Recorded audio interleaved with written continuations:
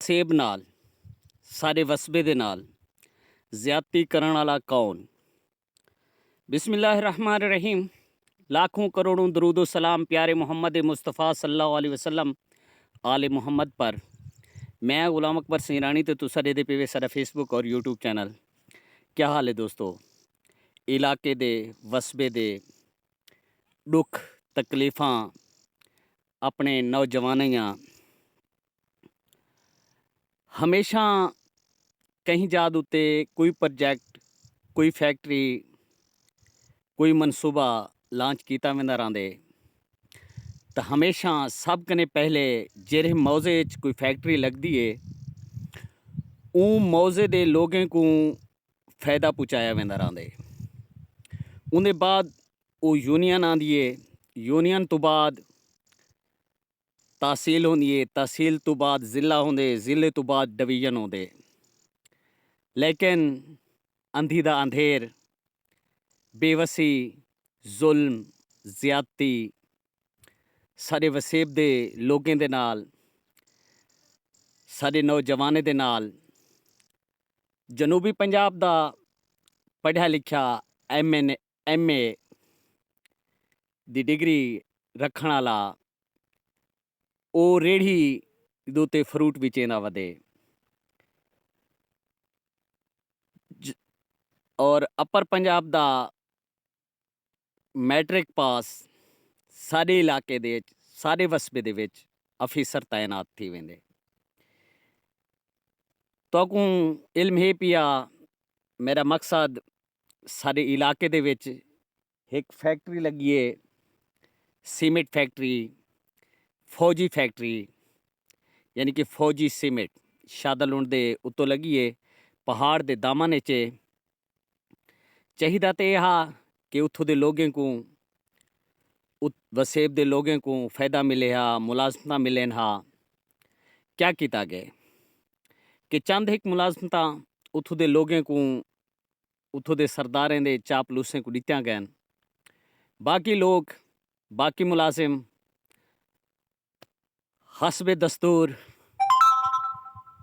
अपर पंजाब पिछों मंगवाए गए। डीजी खां दे नौजवान, डीजी खां दे लोग उएं ज़्यादतियों का शिकार हैं।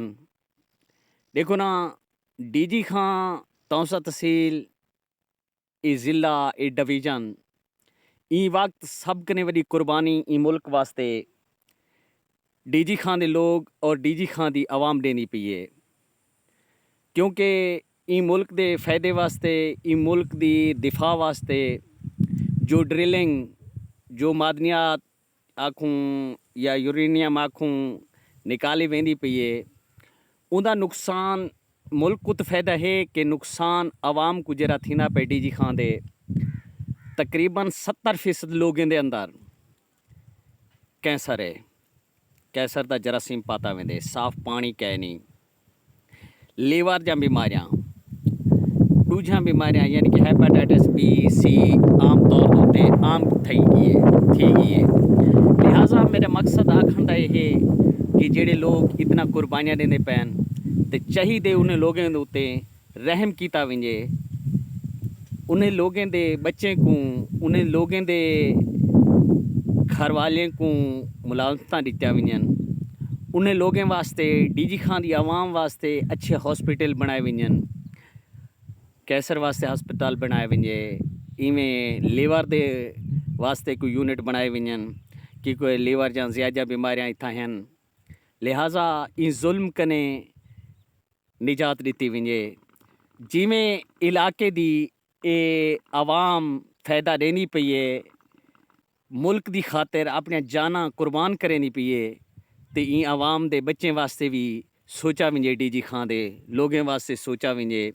रहे असा उम्मीद करूँ सारे MLA MPA सारे सियासतदान ये तो लगाड़ हैं, लगाड़ समझते हो, जिडे रस्सी छिको हूँ सिमत टुर पौंदे। उन्हें को सिर्फ सारी याद वोटें के दौरान आनी है, इलेक्शन के दौरान आनी है, बाकी तो असा याद हैं कहना।